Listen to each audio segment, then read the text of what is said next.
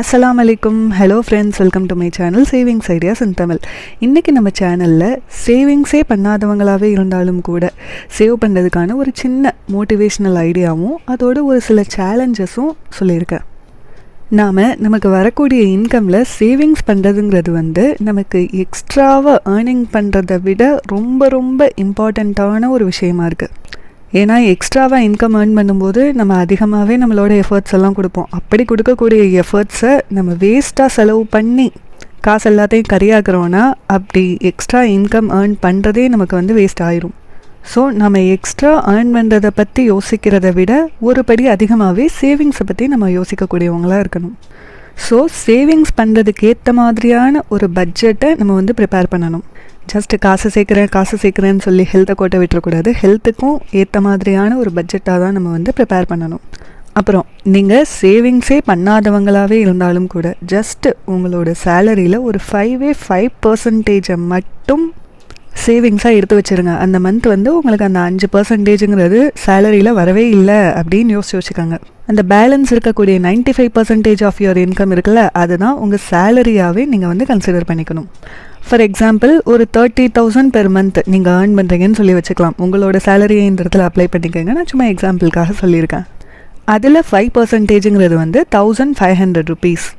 அது அப்படியே ஒரு நம்பகமான கோல்டு ஷாப்பில் சிட் ஸ்கீமாவோ, அதாவது மந்த்லி சிட் ஸ்கீமாவோ அல்லது டிஜி கோல்டு ஆப் வழியாக டிஜிட்டல் கோல்டாவோ கன்வெர்ட் பண்ணி வச்சுக்கலாம். இல்லை அமௌண்ட்டாக இருக்கிறது நமக்கு கொஞ்சம் சேஃப்டியாக இருக்கும்னு தோணுச்சுன்னா யூஸ் பண்ணாத ஏதாவது ஒரு அக்கௌண்ட்டில் நம்ம போட்டு வச்சுக்கலாம்.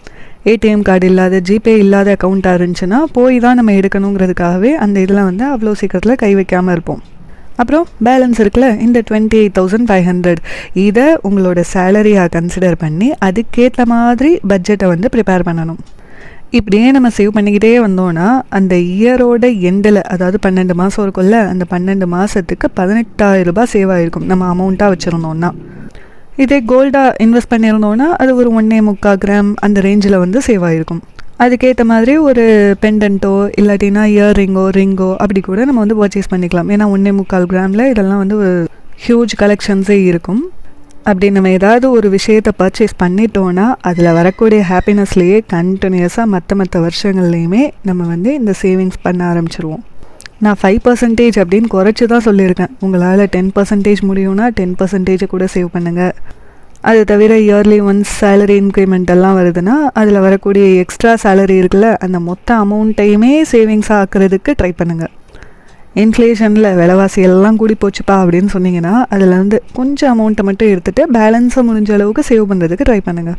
அப்படி சப்போஸ் இன்க்ரிமெண்ட் வராட்டினா என்ன பண்ணியிருப்பீங்க அப்படிங்கிற மாதிரி யோசிச்சுமே கூட நீங்கள் ஒரு சில ப்ரிப்பரேஷன்ஸ் எல்லாம் பண்ணலாம். பட்ஜெட்டை மேக்ஸிமம் நம்ம சேவ் பண்ணக்கூடிய அமௌண்ட்டை கொஞ்சத்தை மட்டும் நம்ம அமௌண்ட்டாக வச்சுக்கிட்டு பேலன்ஸை கோல்டுலேயோ சில்வர்லேயோ இன்வெஸ்ட் பண்ணிடுறது கொஞ்சம் பெஸ்ட் ஆப்ஷனாக இருக்கும்.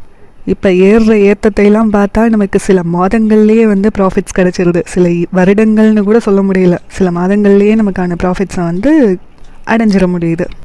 அடுத்ததாக ஒரு 4 சேவிங்ஸ் சேலஞ்சஸ் சொல்லியிருக்கேன். இதில் உங்களுக்கு எது சூட்டபிளாக இருக்குமோ அதை செலக்ட் பண்ணிக்கோங்க. இல்லாட்டினா இதில் ஒரு சில ஆல்ட்ரேஷன்ஸ் பண்ணுறதுனாலும் பண்ணிக்கோங்க. ஃபர்ஸ்ட் ஐடியா என்னென்னா, எல்லா ஃப்ரைடேயுமே ஒரு 100 ரூபாய் நான் கம்பல்சரி சேவ் பண்ணுவேன் அப்படிங்கிற மாதிரி நீங்கள் ஒரு டார்கெட் வச்சுக்கோங்க. எனக்கு ஃப்ரைடே ரொம்ப பிடிக்கும் அப்படிங்கிறதுனால நான் ஃப்ரைடேன்னு சொல்லியிருக்கேன். உங்களுக்கு எந்த டே சூட்டபிளாக இருக்குன்னு தோணுதோ அந்த டேயை நீங்கள் செலக்ட் பண்ணிக்கோங்க.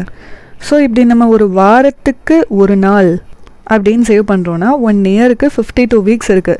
ஸோ 52 ஃப்ரைடேஸ் வரும். 52 ஃப்ரைடேஸ்க்கு நம்ம 100 ரூபாயாக போட்டோன்னா 5,200 ரூபாய் அந்த இயரோட எண்டில் நமக்கு கிடைக்கும். ஒன்றுமே சேர்க்காமல் இருக்கிறதுக்கு இப்படி சேர்க்குறதே ரொம்ப பெரிய ஒரு விஷயம்தான். ஸோ இந்த ஐடியா உங்களுக்கு பிடிச்சிருந்துச்சுன்னா ட்ரை பண்ணி பாருங்கள். இப்போ 2வது ஐடியாவுக்கு போகலாம். மந்த்லி சேலரி வாங்கக்கூடியவங்க அவங்களோட சேலரி டே அன்னைக்கு, இப்போ 1ஆம் தேதியே சேலரி வந்துடுதுன்னா அந்த சேலரி டே அன்னைக்கு ஒரு 1000 ரூபாயை தூக்கி நம்ம சேவிங்ஸில் போட்டு வச்சிடணும். பேலன்ஸ் இருக்கக்கூடிய நாட்கள் ஃபுல்லாக ஒரு 10 ரூபாயாக நம்ம சேவ் பண்ணணும். ஒவ்வொரு நாளும் 10 ரூபாய். அது நமக்கு ரொம்ப கஷ்டமாக இருக்காது.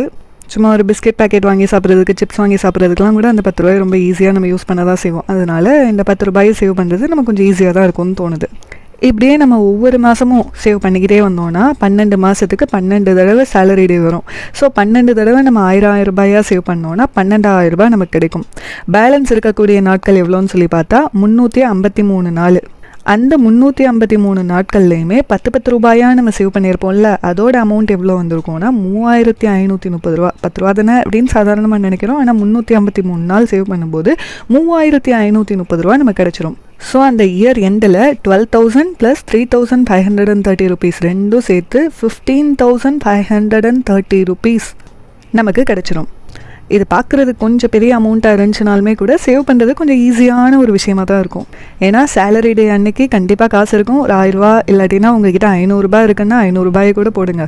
1000 ரூபாய் போடுறோன்னா மற்ற நாட்கள் ஃபுல்லாக ஒரு 10 ரூபாயாக போடுறதுங்கிறது நமக்கு ஈஸி தான். 1ஆம் தேதி மட்டும் 1000 ரூபாய், பேலன்ஸ் இருக்கக்கூடிய 2ஆம் தேதியிலேருந்து 30ஆம் தேதியோ இல்லை 28ஆம் தேதியோ இல்லை 31ஆம் தேதியோ அது வரைக்கும் 10 ரூபாயாக போட்டுக்கிட்டே வந்தோன்னா நம்மளுக்கு அந்த இயரோட எண்டில் 15,530 ருபீஸ் ஒரு ஹியூஜ் அமௌண்ட்டு தான். எனக்கு இவ்வளோ பெரிய தொகையை ரொம்ப ஈஸியாகவே சேவ் பண்ணிட முடியும்.